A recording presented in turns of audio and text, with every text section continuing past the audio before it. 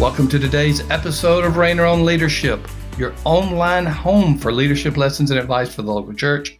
I'm Thom Rainer, and I'm joined by Sam Rainer, and that's one of the reasons we call it Rainer on Leadership, because we got two Rainers talking about leadership issues, church and local issues, a lot of stuff. I've absolutely loved, Sam, going through this three-part series on the church revitalization checklist. I've said it again and again. The book that you have written on this topic is that this sounds like such marketing hype, destined to be a bestseller, but I really think it is.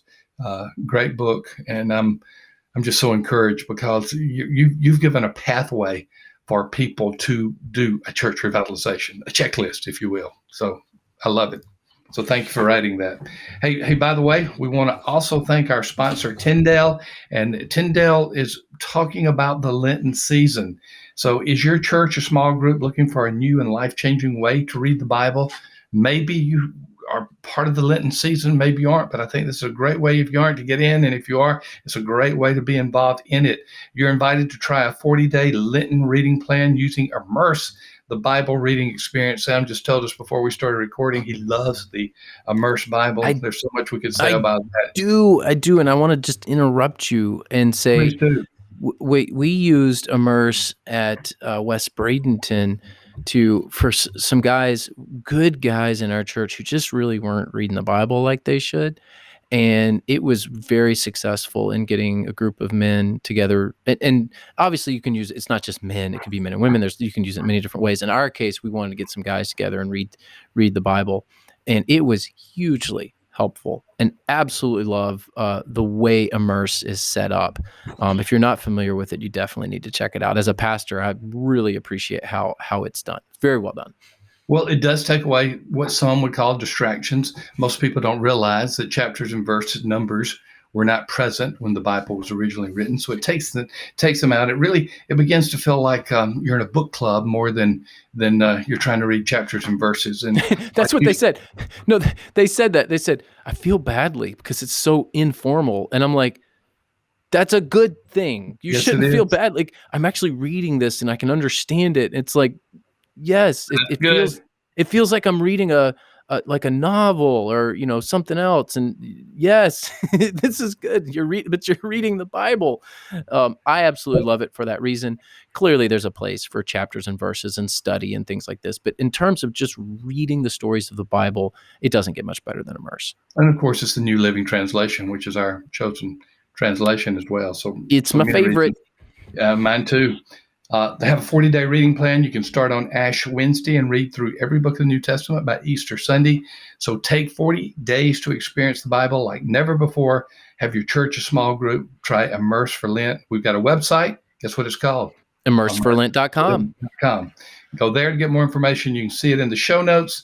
You can see the resource downloads and a special discount on Immerse Messiah books. Okay, let's get into this. This is a good one, even though it sounds negative. But it's a good one because every time you have a negative, you come back and counter it with the positive.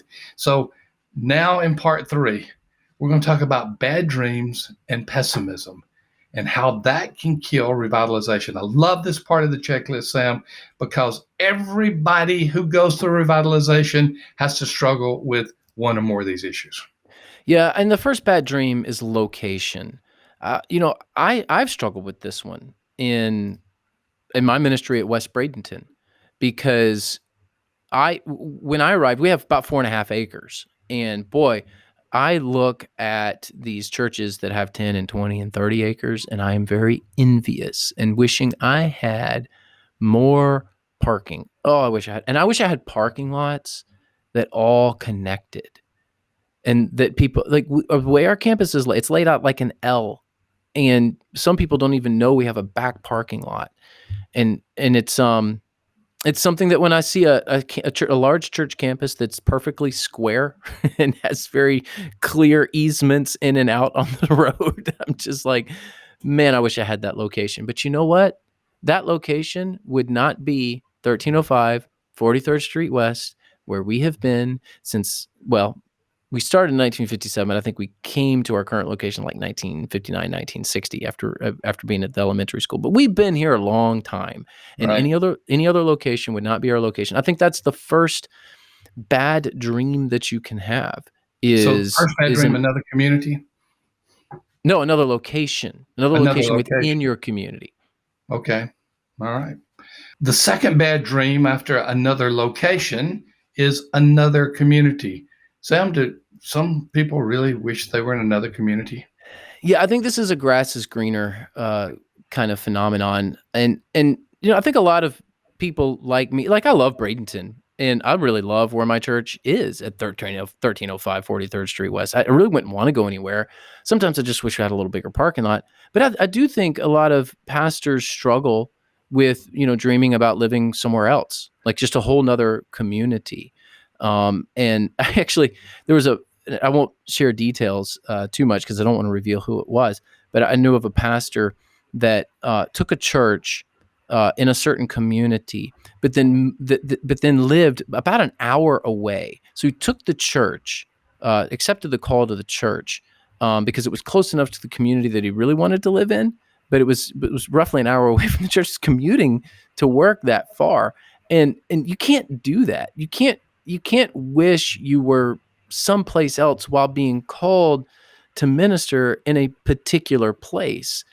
Part of your calling to a church is a calling to a community, and you need to minister to the community where you are. So yeah, it's one thing to dream about another location within your town. It's a whole other thing to be dreaming about, living someplace else. And I think that it's just a bad dream. You never truly fulfill God's calling if you're thinking about another community. In fact, you're Jonah. I mean, that's what Jonah did is he ran from the calling of a particular community. And we all know what happened to Jonah. I mean, you don't want to become fish vomit. So stop having the bad No, but dream. if anybody ever looked at what used to be in the carpet of your worship center, which we covered in another episode, That was our previous that episode. that What did was you call it? Puking pink? Is that putrid puking pink. putrid puking pink? Pink. That But it's carpet not was. that now. It's our I know it wasn't, but I remember walking in, and when I would walk in and look at the color, I get nauseous. a lot of people did.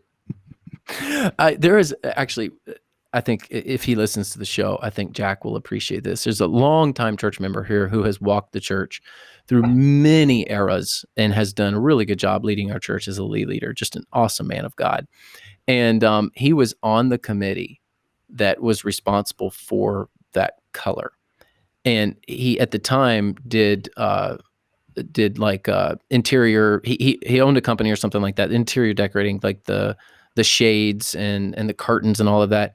And so his job was to match the curtains to that color. And he said, Sam, I can't tell you how many curtains I made trying to match that stinking color, and we could never match the curtains to the carpet. Apparently that was a thing.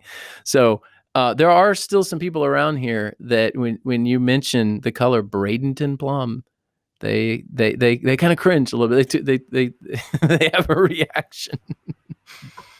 Yeah, wow. I never saw the plum color, so I guess it faded It into faded to pink by the time you the saw putrid it. puking pink by then. So we're talking about bad dreams. This is the checklist, church revitalization checklist, third of 3 parts. And we're talking about bad dreams and pessimism.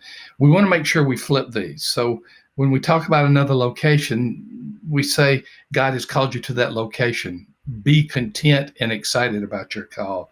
When we talk about another community, God has called you to that town, that community where you are, and understand that that's the call where God wants you and you can flourish in that call. So you got to get past these bad dreams, is what we're saying. That's a part of the revitalization checklist. How about the third bad dream, Sam? Another time. Yeah, stop dreaming about a past era. People, I wish things were like, and then pick your date, right? For some of us millennials, it's like 1998. That's when I graduated high school. Man, I wish things were like they were back in 1998.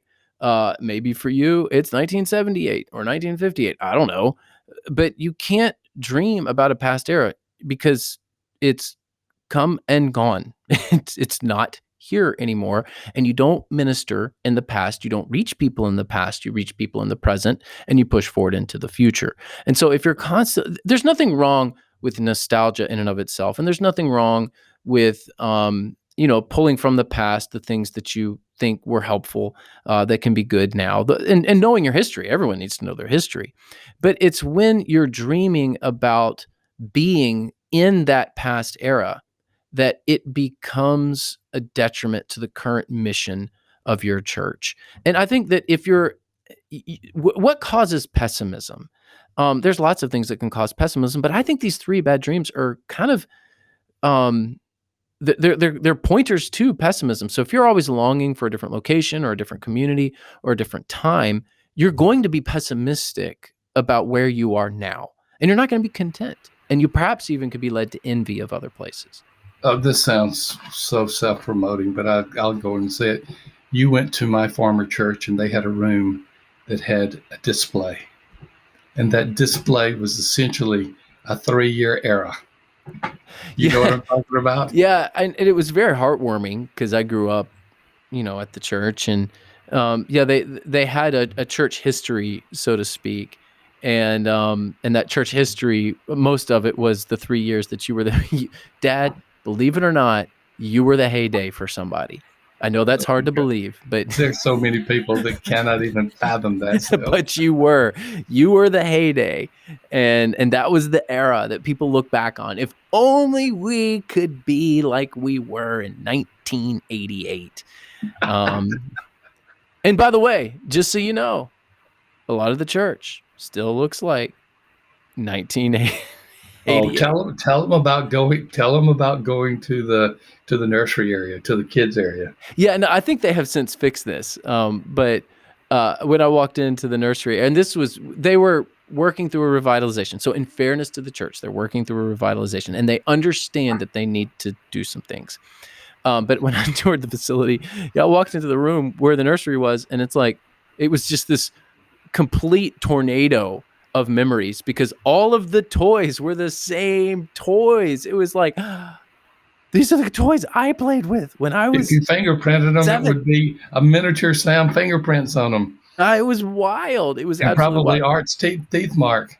Probably Art's teeth mark, no doubt. And it just absolutely blew me away. Obviously, the goal is not to be that church. And if you're constantly longing for a past era, yeah, it is going to lead you into a place of pessimism. But Dad, I have an answer. For a lot of this stuff. I think we can talk about good dreams, because pessimism kills revitalization. Because by design, if you're pessimistic, you're thinking that things can't get better. But I think things can get better in every church. I believe that every church is worth saving, and that no church should die. Sometimes I get pushback on that a little bit. People who say, "What do you mean no church should die?" And I'm like, I firmly believe that theologically, that God does not want the bride of Christ to die. I just believe that every church should live. The local expression of the bride of Christ. Right. Yes. Yeah. The local expression of the bride of Christ. Of course. I'm making assumptions there, but I just believe that every church should live, and every church has a future if the people there will be obedient. So there is some things that can be done. Focus on where you are right now, right here. Be optimistic about your current location. Find something, anything that can help you get excited about ministry where you are now. One of my favorite questions to ask people when I do consultations, if I'm dealing with people in the church, is what excites you about your church? What are you passionate? What does your church get most excited about? And I've actually had some people say nothing. Our church gets excited about nothing. And it's your opportunity to say, isn't that a problem? Isn't that an issue? If your church isn't, but there's something there. Well, work with that something. There's got to be an area where you can focus. So I think one of the good dreams is just having a heart for where you are, the current location. And now is the time to work. Why not right now? Everyone has a calling right now. I don't know if you know this, Dad, but I like to I like to think about the future, and I like Mm, to plan. And mm, one of my favorite activities is doing my calendar. mm, Um, and I just love having a roadmap. I mm, know that shocks you. I mm. like checklists. I wrote a whole book, wrote a whole book on You checklists. wrote a book on checklists. Um, And one but of your favorite books is a Checklist Manifesto. yeah, it is. It is a good book. But I say all this to tell you there is something to the way my wife lives right now. She's right in the moment, and there is no other moment, past or future, except for it's the moment right now. And I see it in her. And there are people that live that way. They confuse me to no end. Hmm. Have you met But your mother? Have you met your mother? yes, my wife is very much like my mom in that way. But you know what? Those are the happiest, most optimistic people you will meet. That's so true. And I think we can learn from that. There is right now, where you are right now, something can happen right now. Why not? So not only right here, not only the good right here is a good dream. God's gonna work right here. Why not God work right now and be and look for those opportunities. One of the things we're doing tonight at the time of this recording, I know it airs later, but we're going to go caroling in the community. So Christmas season, and in Florida, it works out really well because the weather's perfect. It's a right now moment for us. We're just going to get out there and sing songs, and there's going to be people like my wife who, man, they'll go all night long. They'll just go all night long. Well, Um, you've explained something to me. okay. Now I know why your family sometimes shows up at my house and we didn't know you were coming. Yes. Oh, in fact, we'll get a text. Like, Aaron, we're an hour away, and I'll text her back from where. And for the sake of our listeners, we live in Southwest Florida, and my parents live in Nashville. So that does not surprise me. Sometimes I end up places with my family that I have no idea where I'm at or why I'm there. But we always have fun, and my wife will always be the life of the party. Yes, you Last do. thing I'll say is this: a third good dream is the right people. You have the people that God has given you. If you're dreaming about somebody else, or if only I had these other people, if only I had more people, no. Let's be optimistic. God can use the people that are there right now. Your current location, your current time, with your current people. And if you start dreaming about what God can do in those ways, I think you're in a much better place. And it moves you from the pessimism of bad dreams, which kill revitalization, to the optimism of good dreams. Once again, the book of which we're speaking, this three-part series, is the Church Revitalization Checklist by Sam Rainer. You can get it now. Incredible book published by Tyndale, part of the Church Answer series. We are delighted to be co-publishing with that incredible evangelical Christian publisher, and it's a partnership that we like a lot. Thanks for writing the book, Sam. And this three-part series has been fun. It's been a lot of fun. It has. And I'm very grateful to Tyndale. Been an incredible publisher. Check out the immerseforlent.com link. Immerse is just such a great resource that they offer. All right. Well, thank our sponsor. Yeah, you also want to thank Southeastern Baptist Theological Seminary. They are committed to helping you get the training you need to pursue ministry from anywhere around the world. Wherever you are, they can do it. They're going to waive the application fee for our listeners. So when you check out, so go through the process. When you check out, if you use the code Church Answers, one word, plural, Church Answers, they'll waive the application fee. Southeastern's great, wonderful institution. No matter what stage of life's journey you find yourself in, they can help you take your next step in getting equipped to disciple and teach others. In coming to Southeastern, we know you want to go. In coming to Southeastern, you'll find a seminary that isn't just about theological education, but also ministry preparation. So you can find out more at sebts.edu. Again, sebts.edu. I want to thank you, the listener, for joining us today here on Rainer on Leadership. Be sure to watch on YouTube, subscribe on iTunes, Google Podcasts, Spotify, or your favorite podcasting app, and join us online at churchanswers.com, where we are growing healthy churches together.